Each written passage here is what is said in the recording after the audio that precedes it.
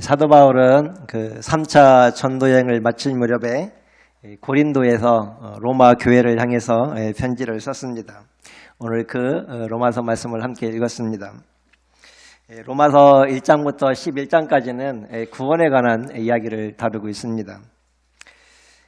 바울은 인간은 어떻게 구원하시는가라는 주제를 가지고 논리를 전개했습니다.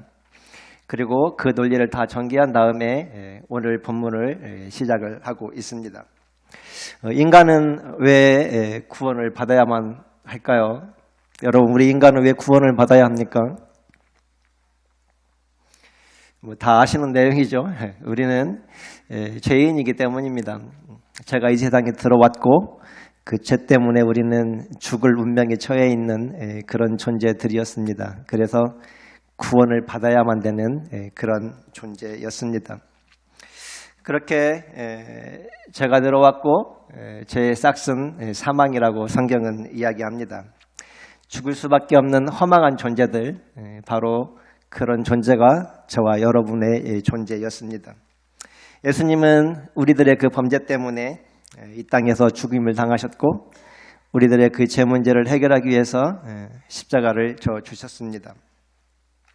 우리가 죄인 되었을 때 그렇게 주님은 우리를 찾아오셨습니다. 왜 주님은 우리를 그렇게 찾아와서 기꺼이 우리를 구원했을까요?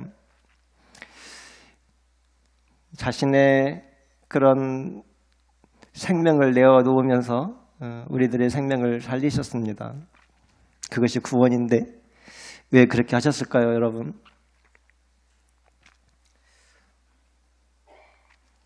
하나님이 죽을 수밖에 없는 그런 허망한 저와 여러분들을 살리시기 위해서 아들을 보내시고 또 십자가를 지게 하신 것은 다른 이유 때문이 아니라 저와 여러분을 사랑했기 때문입니다. 그 사랑 때문에 저와 여러분은 구원을 받았고 오늘 이 자리에 이렇게 앉아 있습니다. 바울은 그렇게 로마서 11장까지의 내용을 하나님이 우리를 얼마나 사랑하셨는지, 우리를 어떻게 구원하셨는지 이에 대한 논리를 전개했습니다. 그리고 오늘 본문인 12장이 그렇게 시작되었습니다. 오늘 12장은 그러므로 이렇게 시작이 됩니다.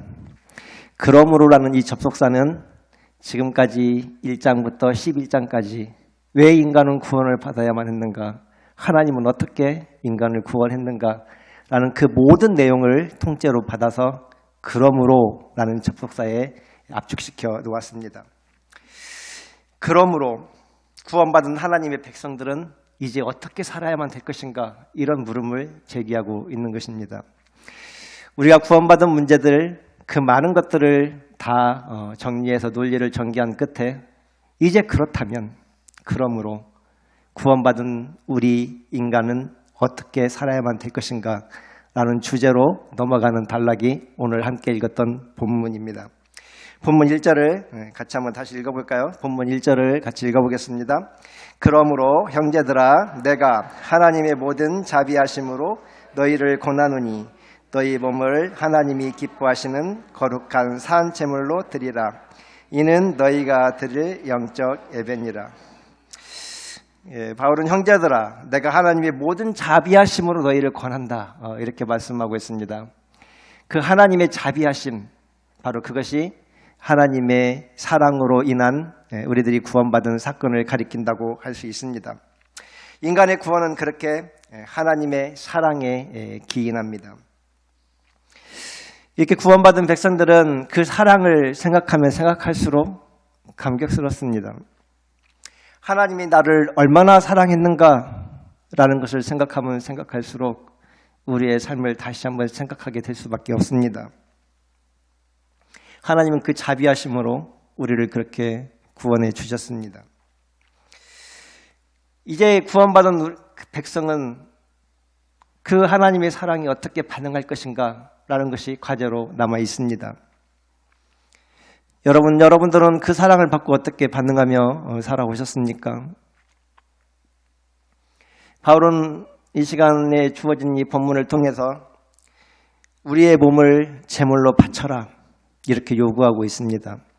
하나님의 사랑을 받은 사람의 마땅한 바는 우리의 몸을 제물로 바쳐야 된다라는 말씀입니다. 도대체 우리 몸을 바치라는 말은 무슨 의미입니까? 인신제사를 드리라는 의미일까요? 우리 몸을 양을 잡듯이 그렇게 잡아서 하나님께 바쳐라. 그렇게 사랑받았으니까 너희 몸도 제물로 바쳐라. 그런 인신제사를 요구하는 건 아니겠죠? 이 몸이라는 것이 도대체 무슨 의미일까요? 몸은 우리가 입고 있는 이 육체적인 몸, 이것을 가리키는 것이 아니라 우리 삶 전체, 우리 자아 전체를 가리키는 단어입니다. 인간의 자아 전부, 너희들이 발딛고 있는 삶 전체, 그것을 제물로 바쳐라 라는 의미입니다. 예전에 이 제물은 여러분들이 알고 있는 것처럼 죄를 지을 때마다 양을 잡고 소를 잡고 비둘기를 잡고 이렇게 해서 우리는 제사를 지내왔습니다. 그런데 이 짐승인 제물, 이 짐승의 피를 흘려서 드렸던 이 제물은 한계가 있습니다. 어떤 한계가 있을까요? 첫째는 아무리 그 짐승을 잡는다 하더라도 그 죄 자체가 없어질 수는 없다라는 겁니다. 죄를 완전히 없앨 수 있는 그런 짐승이 아니라는 한계가 있습니다. 또 하나는 죄를 지을 때마다 제물을 바쳐야 되는 한계입니다. 그 제물은 일회성 제물이기 때문에 죄를 지을 때마다 또 짐승을 잡고 죄를 지을 때마다 또 짐승을 잡아야 되는 그런 한계가 있었습니다. 그런데 예수님이 이 땅에 오셔서 그 한계를 다 없애주셨습니다. 어떻게 없애주셨을까요? 히브리서 10장 10절에서 12절, 14절을 같이 읽어보면서 확인해 보도록 하겠습니다. 히브리서 10장 10절에서 12절, 14절을 같이 한번 세 절을 같이 연속해서 읽겠습니다. 이 뜻을 따라 예수 그리스도께서 자기 몸을 단번에 들이심으로 우리는 거룩하게 되었습니다. 모든 제사장은 날마다 제단에 서서 직무를 수행하면서 똑같은 제사를 거듭 드리지만 그러한 제사가 죄를 없앨 수는 없습니다. 그러나 그리스도께서는 죄를 사하시려고 단 한 번의 영원히 유효한 제사를 드리신 뒤에 하나님 오른쪽에 앉으셨습니다. 그는 거룩하게 되는 사람들을 단 한 번의 희생 제사로 영원히 완전하게 하셨습니다. 이 불안한 짐승의 제사를 예수님께서 완전케 하셨다는 내용입니다. 예수님은 한 번의 제사를 드림으로 영원한 제사를 드리셨습니다. 무슨 말일까요? 예수님이 십자가에 자기 몸을 제물로 드림으로 영원한 제사가 되었다라는 겁니다. 다시 짐승을 잡아야 되는 이유가 없어졌던 겁니다. 예수님은 그렇게 한 번의 제사로 영원한 제사를 드리셨습니다. 그리고 짐승을 잡아서 죄를 없앨 수 없는 그런 한계를 극복하시고 예수님은 온전히 죄를 없애신 그런 분이셨습니다. 그렇게 우리는 예수님을 제물 삼아 구원받은 존재가 되었습니다. 짐승은 한 번 죽으면 죽는 것으로 끝나버리기 때문에 그 제사의 유효성이 지속될 수가 없습니다. 그러나 예수님은 십자가에 돌아가신 후에 우리가 다 알고 있는 것처럼 영원히 부활하셨습니다. 그렇기 때문에 그것이 영원한 제사가 될 수 있었습니다. 그래서 예수님이 십자가에 돌아가신 이 사건은 우리들에게 완전한 제사임과 동시에 영원한 제사를 드리셨다는 대단히 중요한 의미를 담아내고 있습니다. 그러므로 그와 같은 제사는 이제 더 이상 반복적으로 드릴 필요가 없게 되었습니다. 히브리서 10장 18절을 제가 읽어드리겠습니다. 세번역 성경입니다. 죄와 불법이 용서되었으니 죄를 사하는 제사가 더 이상 필요 없습니다. 그런 의미입니다.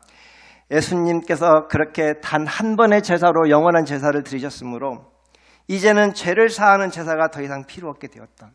이것이 은혜입니다. 그리스도 안에 있는 우리 그리스도인들은 이제는 더 이상 제사가 필요 없게 되었습니다. 우리에게 필요한 것은 예수님을 믿는 것, 그거 하나만 남게 되었습니다. 그런데 오늘 본문은 이처럼 예수 그리스도가 구약의 제사제도를 완전히 완성했는데도 불구하고 너희 몸을 살아있는 제물로 바쳐라, 이런 요구를 하고 있다는 것입니다. 너희 몸을 산제물로 드려라. 이제 더 이상 제사를 드릴 필요가 없다고 했는데 도대체 너희 몸을 산제물로 드리라고 했던 이유는 무엇일까? 라는 것이 우리의 질문입니다. 더 이상 피를 흘리는 짐승을 제단에 올리는 그런 제사는 이제 드릴 필요가 없게 되었습니다. 그럼에도 불구하고 너희 몸을 산 제물로 드리라는 것은 무슨 의미입니까? 이제 그리스도인이 하나님께서 드리는 제사는 죄를 용서받는 일회성 제사가 아니라 나를 사랑하시고 나를 위해서 단번에 영원한 제사를 드리신 그 하나님 앞에 감사하는 예배, 감사하는 제사인 것입니다. 그것을 히브리서는 찬미의 제사라고 표현합니다. 히브리서 13장 15절을 같이 읽어보겠습니다. 그러니 우리는 예수로 말미암아 끊임없이 하나님께 찬미의 제사를 드립시다. 이것이 곧 그의 이름을 고백하는 입술의 열매입니다. 우리가 드리는 제사는 이 찬미의 제사입니다. 찬미의 제사가 무엇입니까? 하나님의 사랑에 응답하는 그런 감사 예배, 감사 제사를 의미합니다. 우리가 예배 드리는 것은 이제 내 죄를 사함받기 위한 그런 예배가 아니라 하나님이 나를 그토록 사랑하셔서 영원한 제사를 드리시게 하셨고 구원받은 그 은혜에 감격해서 감사 예배를 드리기 위해서 오늘 우리가 여기에 모여 있는 것이라는 겁니다.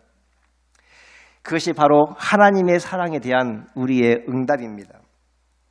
그렇게 예배란 하나님의 부르심과 예수 그리스도의 그 구원 행위에 대한 감사 표현입니다. 본문에서 말하는 너희 몸을 하나님이 기뻐하시는 거룩한 산 제물로 드리라, 이 말씀은 우리의 전 존재를 가지고 우리의 삶을 가지고 예배를 드리라는 의미입니다. 다시 말하면 이제 너희들이 드릴 예배는 삶으로 드리는 예배다라는 말씀입니다. 우리의 삶 전체가 거룩한 예배가 되어야 한다. 우리의 삶 전체가 바로 예배가 되어야 된다는 그러한 의미를 담고 있습니다. 삶으로 예배를 드린다라는 것은 하나님이 기뻐하는 삶을 살아가는 것 그 자체, 우리가 삶을 살아가는 것 그 자체가 예배라는 깨우침을 전달해 주고 있습니다. 삶 자체가 예배라는 것을 우리는 한시도 잊어서는 안 되겠습니다. 죽을 수밖에 없는 죄인을 구원하신 하나님의 사랑과 은혜에 감격해서 감사하는 사람은 삶 속에서 하나님을 기쁘게 해드리려고 부단히 노력하는 사람입니다. 그럴 수밖에 없는 것입니다. 우리가 하나님의 그 사랑에 응답하는 것은 우리의 삶 속에서 어떻게 하면 하나님을 기쁘게 하실 수 있겠는가라는 것이 우리의 삶의 물음이고, 그렇게 부단히 하나님이 기뻐하시는 삶을 살아가는 것, 바로 그 사람이 참다운 예배자입니다. 그러한 삶의 응답이 바로 하나님께 드리는 거룩한 예배입니다.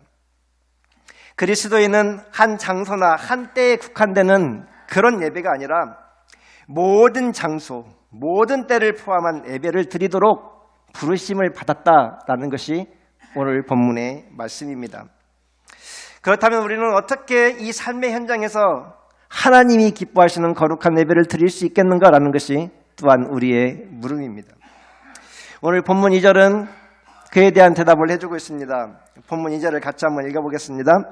너희는 이 세대를 본받지 말고 오직 마음을 새롭게 함으로 변화를 받아 하나님의 선하시고 기뻐하시고 온전한 뜻이 무엇인지 분별하도록.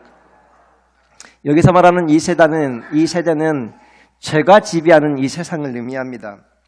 우리는 구원을 받았음에도 불구하고 여전히 죄가 지배하는 이 세상을 살아가고 있습니다. 이 세상은 아직도 악의 세력이 지배하는 그런 불완전한 세계입니다. 그러한 세상을 우리가 어떻게 살아내야 되는가라는 것이 오늘 본문의 내용입니다. 그리스도인은 이런 죄와 사망이 지배하는 삶의 자리에서 과연 어떻게 살아야만 될 것인가? 어떻게 우리는 삶을 살아갈 것인가? 라는 물음을 오늘 본문은 제시해주고 있습니다. 너희는 이 세대를 본받지 말라. 어떻게 살 것인가에 대한 대답입니다. 너희는 이 죄가 지배하는 세상을 살아야 되는데 그러한 세상, 그러한 세대를 본받지 말라라는 것이 오늘 본문 말씀입니다. 이 말씀은 이 세상의 풍조를 따르지 말고 타락한 세상을 역류하며 살아가라는 말씀입니다. 여러분, 연어를 아시죠? 연어는 그렇게 산란을 하기 위해서 물을 거슬러 올라간다고 합니다. 물을 따라서 내려가면 참 손쉬울 텐데 굳이 그렇게 역방향으로 그렇게 올라가는 습성을 가지고 있다고 합니다. 바로 이러한 연어의 삶을 살아가라는 의미입니다. 너희가 이 세대를 본받지 말라는 것은 이 세상 조류에 그렇게 휩쓸려서 세상이 가는 곳으로 그렇게 한 방향으로 가지 말고 오히려 그 세대에 역류하는 삶, 세상이 요구하는 그 삶을 거슬러 올라가는 삶, 그런 삶을 살아가는 사람이 진정한 예배자다라는 의미입니다. 우리는 힘이 지배하는 이 세상을 살아가면서 과연 이 힘의 논리 앞에서 얼마나 우리가 하나님의 정의를 세우려고 노력하는가 하는 것을 질문해 보아야만 합니다. 또한 음란과 쾌락이 난무하는 이 세상의 풍조를 따라가는 사람들의 그 삶의 방식에 거슬러서 우리는 얼마나 순결을 지키며 살아가고 있는가 라는 것을 질문해 보아야 된다는 것입니다. 수단과 방법을 가리지 않고 돈만 벌면 된다는 것이 세상의 풍조라면 우리는 그렇지 않아 수단과 방법을 가리지 않고 잘만 사면 되는 것이 아니라 하나님이 주신 방법대로 어찌하든지 정직하게 살아가야만 된다는 것이 세상의 풍조를 따르지 말라라는 의미입니다. 우리는 이 말씀 앞에 반응하며 살아가야 됩니다. 그것이 바로 참다운 예배자입니다. 구원받은 백성들은 이 세상의 그 모든 악에 동조되지 않고 어찌하든지 하나님의 뜻을 이 땅에 심기 위해서 노력합니다. 우리가 이 죄악된 세상을 따라가지 않고 그렇게 연어처럼 거슬러 살기 위해서 우리는 마음에 새롭게 하심을 받아야 된다라고 오늘 말씀은 이야기합니다. 마음을 새롭게 함으로 변화를 받아야 그렇게 역류하는 삶을 살아갈 수 있다는 의미입니다. 우리가 마음을 새롭게 한다는 것은 한순간에 끝나는 것이 아니라 끊임없는 과정을 요구합니다. 한순간에 나의 생각이 바뀌고 내가 예수 믿는 순간 그 모든 것이 바뀌어버리는 것이 아니라 끊임없이 우리의 마음을 새롭게 하는 과정을 통해서 이렇게 삶으로 드리는 예배자로 설 수 있다는 것을 이야기하고 있습니다. 우리의 사고방식이 바뀌어가는 것, 바로 그것은 평생에 걸쳐서 실현해야 되는 우리들의 과제입니다. 변화를 받는다는 것은 그렇게 우리의 속사람이, 우리의 생각이 조금씩 바뀌어가면서 그렇게 하나님이 원하는 바대로 살아갈 수 있다는 것입니다. 우리의 생각을 바꾸는 것은 우리 자신이 아니라 우리 안에 거하시는 성령님이십니다. 우리가 예수님을 믿는 순간 그 성령께서는 우리의 속사람을 바꾸기 위해서, 우리의 생각을 바꾸기 위해서, 우리의 마음을 새롭게 하기 위해서 끊임없이 작용하고 있습니다. 그래서 우리가 예수님을 믿게 되면 가장 먼저 드러나는 것이 생각이 바뀌는 것입니다.